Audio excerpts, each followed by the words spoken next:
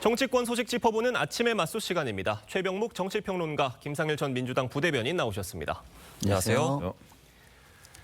탄핵안 가결 이후 사퇴 압박을 받아온 국민의힘 한동훈 대표가 결국 당대표직을 맡은 지 146일 만에 사퇴했습니다. 영상 먼저 보고 오겠습니다. 국민의힘 당대표로 한동훈 후보.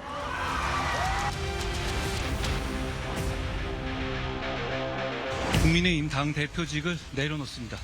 최고위원들의 사퇴로 최고위가 붕괴되어 더 이상 당대표로서의 정상적인 임무 수행이 불가능해졌습니다. 이번 비상계엄 사태로 고통받으시는 모든 국민들께 진심으로 죄송합니다. 마음 아프신 우리 지지자분들 생각하면 참 고통스럽지만 여전히 후회하지 않습니다. 여기 많이 와줘서 고맙습니다. 여러분, 저는 괜찮습니다. 끝까지 최선을 다할 겁니다. 여러분 고맙습니다. 한동훈 대표가 결국 대표직을 내려놨습니다. 다만 사퇴 기자회견에서 탄핵 찬성 후회하지 않는다. 기존의 입장을 되풀이했어요. 어떻게 들으셨습니까? 근데 국민의힘 지지층이 있고 또 일반 국민이 있습니다. 일반 국민 중에는 국민의힘 지지층이 아닌 사람도 있을 거예요. 근데 집권당 대표는요, 참 위치가 애매한 것이 국민들 눈높이만 맞추면 그럼 문제 해결이다 이렇게 되는 건 아니거든요. 지지층의 눈높이도 맞춰야 됩니다. 그런데 지지층과 국민 눈높이가 맞지 않을 때 그러면 집권당 대표는 어떻게 행동을 해야 되느냐에 대한 저는 절제가 필요하다고 생각합니다. 그래서 어제도 사실은 지금 윤석열 대통령의 탄핵소추안이 가결되면서 국민의힘 지지층은 크게 동요하고 있고 때로는 분노하고 때로는 좌절하고 뭐 이런 지금 그런 거의 아노미적 상태인데 거기에 대해서 내가 탄핵을 후회하지 않는다. 탄핵한 것을 이렇게 굳이 왜 언론계에서 뭐 팩트 폭격 이런 얘기 하잖아요. 그런 얘기를 할 필요가 있었는가 하는 부분이 이제 좀 아쉬움이에요. 그걸 제가 왜 자꾸 말씀을 드리냐면 야당 대표와 집권당 대표의 차이점이 바로 그런 거거든요. 야당 대표는 정부 공격하고 뭐 그러면 끝일 수 있어요. 그러나 집권당 대표는 그 이후에 대안이 있어야 되거든요. 그런 점에서 한동훈 대표가 좀 뭐라고 할까, 이 지지층의 어떤 정서를 헤아리는데 실패한 것이 오늘날 한동훈 대표의 조기 퇴진을 불러온 것 아닌가, 저는 그렇게 생각을 합니다. 그러니까 집권당 대표로서는 다소 아쉬운 퇴장 모습이었다라는 평가해 주셨는데 김상일 대변인 보시기 어떻습니까? 글쎄요, 뭐 집권당 대표여서 아쉽다기보다 지금 정치 지형이 그 강성 지지층, 그다음에 힘 있는 권력에 대한 어떤 변화의 노력이 어려움, 뭐 이런 것들이 있는 거 아닌가, 저는 이런 생각이 들어요. 지금 뭐 그 당대표직을 내려놓겠다 이러면서 그 전에 당대표 당선됐을 때도 봤잖아요. 그때 보면은 최고위원들이 어떻게 구성이 된 거냐면 소위 말하는 김옥균 프로젝트의 틀이 되는 당원당규 개정이 있었어요. 그래서 최고위원이 뭐 4명만 사퇴를 하면 붕괴가 되게 개정을 했습니다. 그때서부터 이거는 한동훈 대표를 처음부터 끌어내리거나 뭐 이렇게 포위하려고 하는 그런 시도였다라는 그런 그때도 논란이 있었거든요. 근데 결국은 그 당원당규 개정을 극복하지 못하고 사실상 끌어내려진 거거든요. 근데 지금 뭐 우리 최병묵 편집장님 잘 말씀해 주셨지만 한동훈 대표가 극복해야 될 과제는 제가 볼 때는 그 여당 대표 이거보다는 이런 것 같습니다. 개인 정치인으로서는 충분한 것 같아요. 예를 들어서 뭐 정치 철학, 소신, 결단력, 메시지의 어떤 명확함 이런 거 다 충분한 것 같은데 이번에 보여준 걸 보면 함께하는 정신이 없잖아요. 그래서 스킨십이 너무 부족하다. 그런 부분에서 이 지도자적 정치 역량은 굉장히 부족한 거 아닌가. 그 부분을 극복해서 돌아올 필요가 있다. 이런 생각이 듭니다. 한동훈 대표가 사퇴 기자회견을 하고 나와서 지지자들을 향해서는 포기하지 않겠다 이런 말을 했습니다. 이 말을 두고 정계 복귀를 암시하는 거 아니냐 이런 해석들 나오고 있습니다. 그렇죠. 아니 지금 대표직만 내려놓은 것이죠. 뭐 정계 은퇴를 선언하거나 그러지는 않았어요. 그러니까 충분히 가능성이 남아 있는데 바로 지금 우리가 얘기했던 것처럼 그럼 한동훈 대표가 그 대표로서 또는 지난 총선 당시에 비대위원장으로서 보여줬던 여러 가지의 그 실적들이 있잖아요. 이 실적에 대한 평가라고 저는 보거든요. 자, 그러면 그 실적은 일단 결과적으로 별로 성공하지 못했어요. 총선도 그랬고 이번 대표직 때도 그랬어요. 그러면 이 실패의 원인이 어디 있는가 하는 것을 본인이 고치지 않고서는 다시 재기하기가 쉽지가 않다. 이제 그렇게 생각을 하거든요. 예. 그래서 이제 본인이 그러면 무엇을 고쳐야 되는가에 대해서 바로 지금 뭐 스킨십 부족 얘기도 했고 저는 이제 그 감수성 얘기를 했습니다. 지지층이 무엇을 생각하고 있는지 그 부분에 대해서 자기가 맞춤형으로 대표로서 정치 지도자로서 대응을 해줘야 될 거 아니겠어요? 예. 근데 그런 부분에 대한 조절에 실패했다고 저는 보는 거죠. 제가 뭐 탄핵에 반대해야 된다 이런 얘기를 하는 게 아니에요. 왜냐하면 탄핵에 반대하는 그 지지층이 많은 국민의힘 이걸 어떻게 관리할 것인가 굳이 자기가 탄핵에 그 앞장서서 뭐 내가 탄핵을 해야 되겠다고 얘기할 필요가 있었는가? 예. 왜냐하면 그 중간 단계에 여러 가지 그 자기의 정치 행보가 있을 수 있거든요. 그런 조절에 실패했다고 제가 말씀을 드리는 거거든요. 그래서 그런 부분이 그 보완되지 않으면 다시 정치적 재기가 쉽지 않다. 그러니까 결국 본인이 하기에 달려있다 이렇게 봅니다. 그렇다면 지금 물론 가정입니다만 현 상황에서 네. 한동훈 대표가 국민의힘 정치인으로 다시 복귀하는 게 가능할 수 있다고 보십니까? 그러니까 그게 본인이 하기에 달려있는 건데 예. 국민의힘 내부에서 틀림없이 그 한동훈 대표에 대해서 비토 정서가 이번 그 탄핵 이 과정에서 굉장히 많아졌을 거예요. 예. 그럼 그걸 어떻게 무마하느냐에 달려있는 거죠. 그거는 본인이 변화를 해야죠. 네, 알겠습니다. 지금 탄핵안이 인용이 되면서 지금 조기 대선이 치러질 경우에 한동훈 대표가 대권에 도전할 수 있다 이런 목소리도 나오고 네. 있거든요. 어떻게 보십니까? 저는 뭐 당연히 도전할 수 있다고 봐요. 왜냐하면 대권에 도전하려면 여러 가지가 좀 필요합니다. 그중에 가장 기본적인 게 대중성이에요. 근데 지금 보시면 알겠지만 여야를 불문하고 대중성을 가진 대중정치인이라고 불릴 수 있는 사람이 몇 안 됩니다. 그중에 한 명이 한동훈 대표예요. 예. 그러니까 뭐 보수 지지층에서 뭐 지금 뭐 논란이 많다곤 하지만 제가 볼 때는 그건 강성 지지층의 비토가 심하고 그다음에 지지층 내에서도 약간 기득권을 많이 가진 쪽의 비토가 좀 심한 거지 거기에서 뭐 약간 개혁적 보수라든가 변화를 원하는 보수라든가 이쪽의 어떤 대중성은 아직 잃지 않았다라고 생각하거든요. 예. 그러면 기본적으로 지금 보수에 필요한 중도 확장성이라는 건 가장 많이 가지고 있는 후보일 수 있어요. 예. 문제는 그렇지만 선거를 치르려면 각각의 지역 포스트가 되는 거점 세력이 되는 기득권층도 절대적인 도움이 필요한 거거든요. 근데 그 부분에 대한 스킨십이 지금 너무 부족하다는 점. 그리고 두 번째 필요한 건 뭐냐면 시대 정신입니다. 예. 자, 우리가 이 윤석열 대통령 시대를 지나가면서 그러면 우리가 다음 세대는 어떤 시대 정신으로 맞이하고 싶은가라는 국민적인 여망이 있을 거예요. 지금 너무 정치가 양극화됐으니까 어떤 국민 통합적인 리더십을 원할 수도 있고요.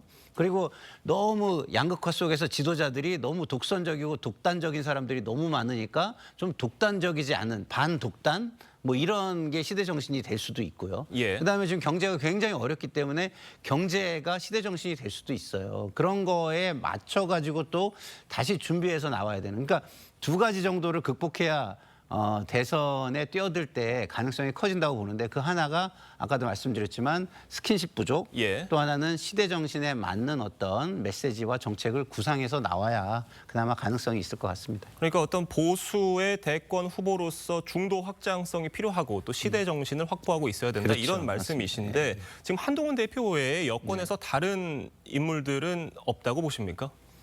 그거는 뭐 지금 없다고 해서 없는 건 아니잖아요. 정치는 예. 생물이기 때문에 예. 어떤 식으로 될지 모르는 거예요. 근데 저는 한동훈 대표가 지금 부족한 역량을 확보하기 위해서는 내부의 라이벌 테이블을 저는 만들어야 된다고 봐요. 예를 들어 가지고 변화를 원하는 그 주자들이 있잖아요. 오세훈이라든가 몇 명의 좀 그 경쟁적으로 예. 예를 들어 삼김이라는 이름으로 네이밍이 된다든가 과거에 천신정이라는 이름으로 네이밍이 된다든가 예. 남원정이라는 이름으로 네이밍이 된다든가 이런 식으로 해가지고 어떤 이슈를 끌고 갈 수 있는 라이벌 구도를 만들지 않고 혼자 하겠다 그러면은 저는 실패할 것 같고요. 네. 그런 그 몇 사람이 모여서 어젠다를 선점해가고 끌고 갈 수 있는 테이블을 만들어내 만들어낸다면 저는 그런 것들을 좀 극복할 수 있는 여지도 있지 않나 이런 생각이 듭니다. 네, 알겠습니다. 지금 결국에 한동훈 대표가 5개월을 채우지 못하고 당대표직을 사퇴를 하면서 결국 국민의힘이 비대위 체제로 가게 되는 수순으로 보이고요. 결국 비대위원장이 누구로 오느냐가 쟁점이 되는 상황인데 지금 당내 중진으로 가닥이 잡히고 있는 상황이라고 합니다. 어떤 인물이 되어야 좀 적임을 글쎄 하는 아직 뭐 확정이 된 건 아니지요. 내일 이제 다시 또 논의한다고 하는데 이제 이게 중진이라고 하면 중진에는 뭐 친윤도 있고 친한은 없지만 뭐 비윤도 있고 뭐 여러 예. 가지가 있습니다. 근데 이제 문제는 이번 사태가 기본적으로 윤석열 대통령으로부터 비롯된 사태잖아요. 그런데 다시 친윤이 물론 국민의힘의 친윤이 다수인 건 사실입니다. 그래서 근데 그 친윤 색채가 강한 사람이 다시 만약에 비대위원장이 됐다라고 했을 때 국민 눈높이에 과연 맞을 것이냐. 그러면 국민으로부터 자칫 잘못 영원히 버림받는 그 국민의힘이 될 것 아닌가. 뭐 이런 이제 저는 우려가 많은 것도 사실이에요. 예. 그렇게 본다면 지금 권성동 원내대표로 선출된 이유가 뭘까요? 저는 원조 친윤이지만 최근 들어서 친윤으로부터 멀어진 이른바 언론 표현으로 보면 뭐 멀윤이라고 하잖아요. 예. 그런 상태이기 때문에 됐다고 보거든요. 그러면 비대위원장도 뭐 친윤이든 아니면 친윤 중에서 좀 멀어진 그러니까 친윤 색채가 좀 옅은 사람이 되지 않으면 아니면 아예 비윤이 되든가 그렇게 되지 않으면 아마 국민들로부터 다시 그 국민의힘이 주목을 받기에는 굉장히 힘겨운 싸움이 될 것이다 이렇게 봅니다. 뭐 누가 비대위원장으로 될지는 지켜봐야 될 문제인 것 같고요. 지금 국민의힘이 윤석열 정부 들어서 5번째 비대위고요. 네. 국민의힘이 출범한 지는 6번째 비대위입니다. 이런 일들이 반복되는 이유가 어디에 있다고 평가하시나요? 그러니까 뭐 지금 이 정치 지형이 진영 논리로 똘똘 뭉쳐 있고 거기에 정점인 권력자 한 사람으로 또 똘똘 뭉쳐 있어서 거기에 쓴소리를 한다거나 다른 목소리를 내지 못하는 구조잖아요. 그 구조가 만들어낸 비극인 거죠. 예를 들어 가지고 새로운 비대위원장이 온다고 쳐요. 그럼 현 상황을 타파하는 게 제1의 임무일 거예요. 예. 근데 현 상황을 타파하기 위해서는 그 제1의 권력 거기에 좀 다른 소리나 거기가 좀 아플 수 있는 목소리를 내야 되는데 그런 목소리를 지금 낼 수 있을까요? 내기 굉장히 어렵습니다. 새로운 비대위원장이 근데 그 현 상황을 타파할 수 없는 인물이 온다면 결국 윤석열 대통령과 함께 휩쓸려 가거나 그다음에 떠내려갈 수도 있는 거예요. 그리고 두 번째는 새로운 비대위원장이 오면 방향성과 비전을 제시할 수 있어야 돼요. 근데 새로운 방향성과 비전을 제시 못한다면 이 내리는 비를 계속 맞다가 예. 그칠 때까지 기다리는 거 말고는 방법이 없는 거거든요. 근데 그런 식으로 지금 국민의힘이 간다면 그거는 기약이 없는 정치를 하는 거거든요. 그래서 저는 지금 이런 구도를 바꾸는 게 다음 대선의 시대 정신이 될 수도 있지 않을까 이렇게 생각해 봅니다. 네, 알겠습니다. 다음 소식 짚어보겠습니다. 민주당 이재명 대표는 여당을 향해서 국정협의체 참여를 거듭 압박하고 있습니다. 하지만 권성동 원내대표는 이 대표가 벌써 대통령 노름에 빠진 거냐며 날을 세웠는데요. 양측 입장 들어보겠습니다. 모든 논의의 주도권은 국민의힘이 가져도 좋으니 국민의힘도 꼭 참여해 주시기를 부탁드립니다. 벌써부터 대통령이 다 된 듯한 대통령 노름에 빠지지 않기를 바랍니다. 한덕수 권한대행 체제는 이재명의 섭정 체제가 아닙니다. 지금도 반성하지 않습니다. 그 알량한 권력, 미쳤다고도 할 수 없는 광적인 행위를 옹호합니다. 더 큰 내란이 진행 중입니다. 대통령의 탄핵이 이재명 대표의 죄를 덮어주는 이재명 대표 대선 출마 허가증이 될 수는 없습니다. 그러니까 이재명 대표는 국정협의체를 출범을 시켜서 어떻게든 야당이 참여를 하겠다는 입장이고요. 다만 권성동 원내대표는 어디까지나 여당은 국민의힘이다 이런 입장입니다. 아니 야당이 국정에 참여하겠다는 거는 입법부의 그 각종 법안 그 생성 기능을 통해서 저는 참여할 수 있다고 보거든요. 예. 기본적으로는요. 그 사실 오늘날의 민주주의라는 거는 상권 분립입니다. 행정부가 일을 하고 그에 대해서 입법부가 견제와 균형을 맞추는 역할을 해야 되는데 지금 이재명 대표는 그 대통령이 탄핵되고 권한대행 체제로 들어섰다고 해서 야당이 이제 직접 국정을 그 좌지우지할 수 예. 있는 그 지분을 갖겠다는 거잖아요. 네. 저는 우연적 발상이라고 봅니다. 상권 분립에 위배되는 거죠. 예. 그렇기 때문에 뭐 대통령 노름 뭐 이런 비판을 떠나서 국정협의체라는 것 자체가 그 어떤 상권 분립의 정신과 반한다. 저는 이렇게 보기 때문에 지금 야당이 국정에 참여하는 행위는 행정부의 그 여러 가지 행정 행위에 대해서 입법부로서 견제, 균형 또는 뭐 지지가 될 수도 있고 뭐 그런 걸 통해서 참여를 해야 되는 것이지 새로운 기구는 불필요한 우연적 발상이다 이렇게 생각합니다. 네.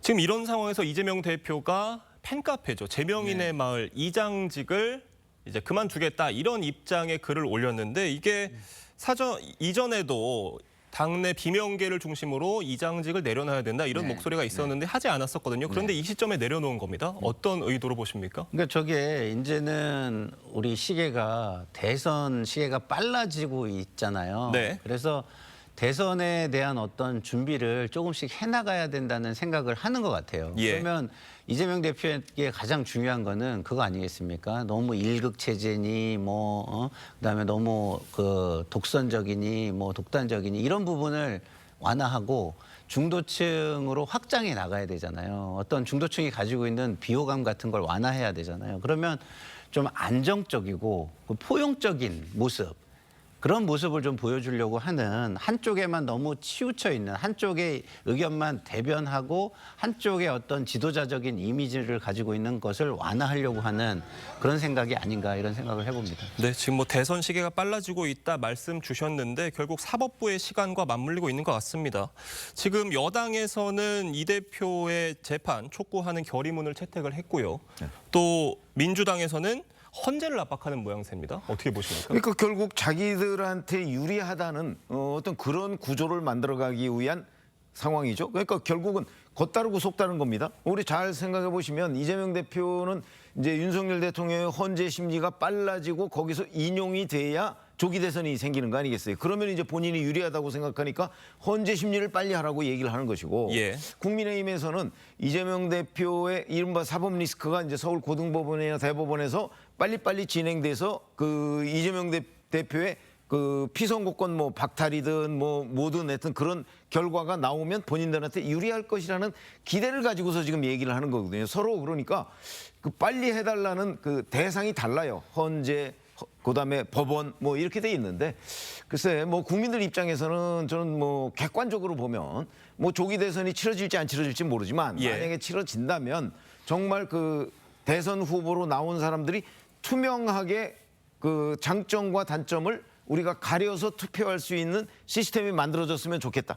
저는 그게 국민적 바람이라고 생각합니다. 그러니까 국민들은 뭐 헌재도 헌재고 그다음에 법원도 법원이고 빨리 끝내서 국민들한테 그 이 선택을 할 기회를 명확하게 제시해줬으면 하는 게 아마 국민적 바람이 아닐까 싶습니다. 네, 지금 이런 상황에서 이 대표 측은 쌍방울 대북 송금 재판에 대해서 법관 기피 신청을 낸 걸로 확인이 됐는데 이게 1심 법원에서 받아들여지지 않을 경우 항고 재항고를 할 수가 있어서 대법원까지 가게 될 경우에는 2개월에 3개월 정도 걸릴 수가 있다고 합니다. 어떤 의도로 판단하십니까? 근데 지금 뭐 사실은 쌍방울 대북 송금 건을 얘기하는 거는 좀 약간 한가한 거고요. 사실은 선거법 위반하고 위증교수 사건이 훨씬 먼저잖아요. 그렇습니다. 근데 어쨌든 그런 것도 사실상 지연을 시키려는 어떤 거 아니냐 이런 의구심을 지금 받고 있잖아요. 예. 저는 그거는 별로 좋은 건 아니라고 봅니다. 왜냐하면 지금 유력한 대통령 후보지 않습니까? 그럼 대통령이 됐을 때 이런 것들이 논란이 된다면 그게 국가적인 불행이 될 수도 있는 거잖아요. 그래서 예. 저는 좀 당당하게 대선 전에 이런 모든 의구심을 해소하고 대선 후보에 나서는 게 공인으로서 맞다. 뭐 무죄 추정의 원칙이니 뭐 이런 걸 얘기하지만 그거는 개인에게는 굉장히 뭐 너무 당연한 걸지 모르지만 다른 사람들의 많은 사람의 삶에 영향을 주는 위치에 가려는 분은 그런 것을 먼저 해소하려는 노력도 정치적으로 굉장히 필요한 덕목이다 이런 생각이 듭니다. 네, 알겠습니다. 오늘 두 분 말씀은 여기까지 듣도록 하겠습니다. 감사합니다.